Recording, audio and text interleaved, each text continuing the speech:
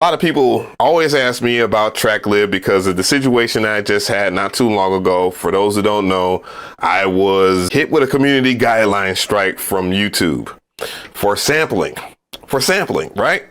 And normally the course of action, if I sample something and it violates any guidelines or whatever, I get a copyright claim, which I did.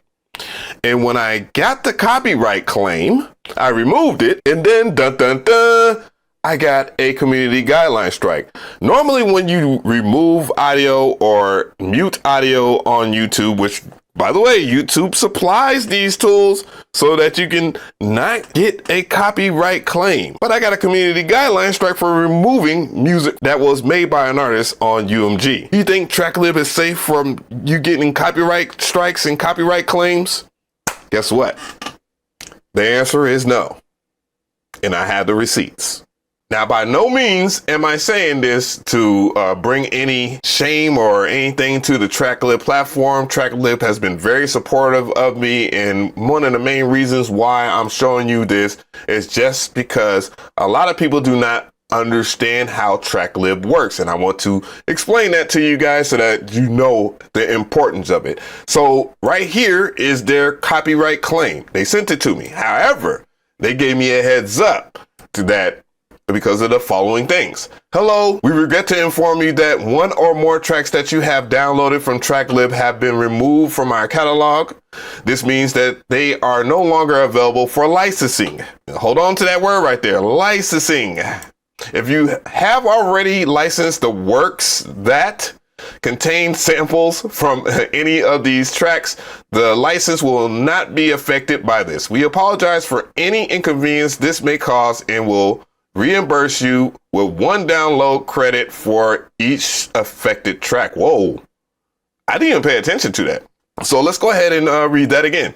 If you have already licensed works that contain samples from any of these tracks, these licenses will not be affected by this. So are they saying that someone can pay a bigger license and then you can not have the license to use it anymore? Or what's the deal with that? I'm gonna need the top music attorney to break that down for me.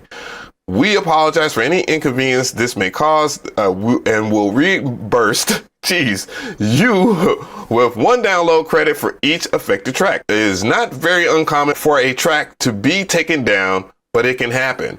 This is due to the circumstances beyond our control. For example, the original rights holders selling the rights to the catalog. When we can, we will always give notice ahead of time and provide a limited time to license the track before they are removed. But unfortunately, it wasn't possible to do it at this time. The track that you have downloaded has been removed from the list below. Why am I bringing this to the attention of you guys? Well, it's interesting. Look at the video where the sample was taken from. So if you don't know, I did a video using that sample a year ago, and I'll even play it for you. Just to give more context about this video, as you can see, it's a sponsor, and it is guess what the sponsor is? Guess who the sponsor is? Tracklib.com. I found a really dope sample, man. It's crazy. I'm excited about it. And as you can see, it has all the information about the key and all of that stuff. So I'm really excited because I don't get a copyright claim from this either. Did you hear what I said? Before I give any tips out about sampling, I'm going to grab a sample from today's sponsor's website, which is Tracklib.com. I found a really dope sample, man. It's crazy. I'm excited about it. And as you can see, it has all the information about the key and all of that stuff. So I'm really excited because I don't get a copyright claim from this either. Shit. Got your ass. And I feel so embarrassed that, you know, someone like me, someone that you guys would trust would get information like that and it not be correct. But I had to find that out the hard way. And honestly, the good thing about it, the highlight of it, they could have been copyright strike my channel. They did not. And however, the person who has that sample now, seeing that 60K plus video, just happens to be a video that does very well on my channel, happens to be the one that could be in question for a copyright claim, a copyright strike. Now, what I want you guys to learn from this is that let's just go and see the terms of service over there at Tracklib, because that doesn't mean that you will fall under the same trap. It just means that you can't just have a subscription to Tracklib and then you don't have to worry about copyright claims. You actually have to buy the license. Now, again, I want to repeat myself because this is not a bring out the torches and lynch this company type video. It's just a learning lesson from me to you guys that you should understand what you're doing so that you do not cause confusion. So they do have royalty-free stuff there. However, I'm trying to find the TOS. All you have to do is go to here. We make sample clearance in a matter of minutes and guide you through each step of the process. And they have a video right here. All right, here we go. 3 price categories, and you know what the license price will be even before you download the audio track.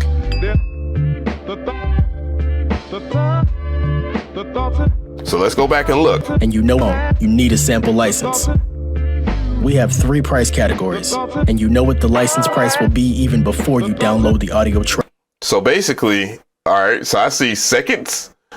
Wow, I didn't even know that. I didn't even know that it was by seconds of what you sample on here. So you're basically sampling a part of the joint.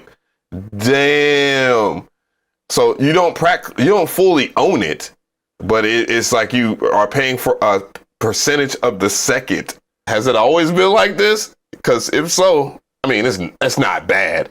It's not bad. Someone's got to get paid, but damn. But of course, you know, they want passive income by having the subscription service. This is kind of normal practice at this time. I mean, because Splice is the similar service and they offer royalty-free stuff. And yeah, but as you can judge by this title, it shares the exact same title of my fellow content creator, Bolo the producer. And yes, you can get a copyright claim from Splice as well. All of these years of using Splice, I finally got a copyright infringement that actually stuck. And I don't really know how I feel about that. The live stream was over maybe 30 or 40 minutes after the live stream was over. I got a copyright notice saying that I was using copyrighted material in my stream. And it was from an artist that is signed to a Warner Music Group. Now, it's kind of ironic because I'm signed to Warner Chappell with my publishing company, and that was the best friend tapping you on your shoulder, Bolo. Warner Music Group actually hit me up with the copyright infringement, which is kind of crazy.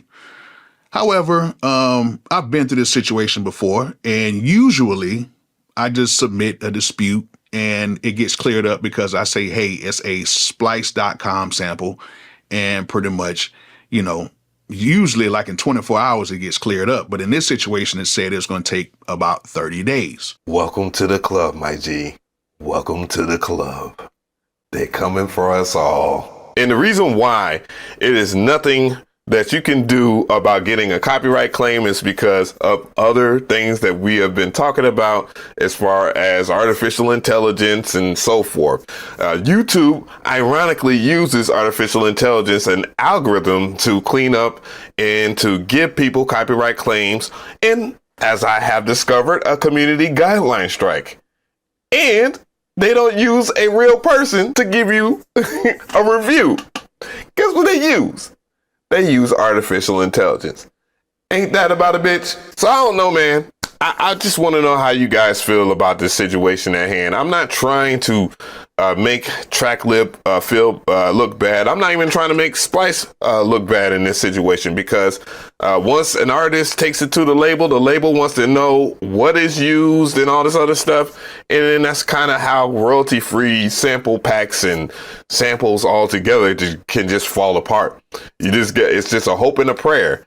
And when I say a hope and a prayer, that the original creator of the sample actually comes out, says, hey man, that ain't gonna work for me. I need my bag, whatever the case may be, you need to work it out. So, you know, you just gotta be careful about when you buying sample packs and all this other stuff, because sometimes it's not even Splice, it's not even Tracklib, it's not even, what's the other companies that's around? There are other companies around. Loop Masters. All right. I can remember another one. But yeah, think of one that exists. There's nothing that could be done after the fact that if it's published commercially, unless you are the person that published the joint commercially, then you have all right to tell people that you used the sample. You know what I'm saying? And I don't think most people at times, because a lot of the discourse that comes from the producer community when it comes to using samples is, well, shoot, I don't want to buy samples because this happens, and then all of us blah, blah, blah, blah, blah, blah. But let's be real, and I'm not trying to be condescending when I say this. Some of y'all niggas' music ain't even good enough for people to even claim. Just, it is what it is. It just isn't. I'm I'm going to catch someone's tail in the comment section. But tell me how you feel, because, you know, it's just, I don't want people to have this discourse against sampling. Because we all need to work with each other, especially in the big 2025, bro. It's just about time that people actually start getting along and not being so damn greedy. Just be honest if you use a sample. Just be honest if you bought the sample.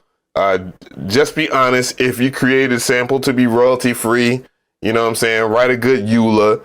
And if you are a website, make sure that you have a clear TOS. And that's one thing I can say. Tracklib is not hiding anything. They're telling you right there is like, how does it work? Go and look at the video. The video did a great job of explaining how their service works. I know how it works now, and I'm not as mad.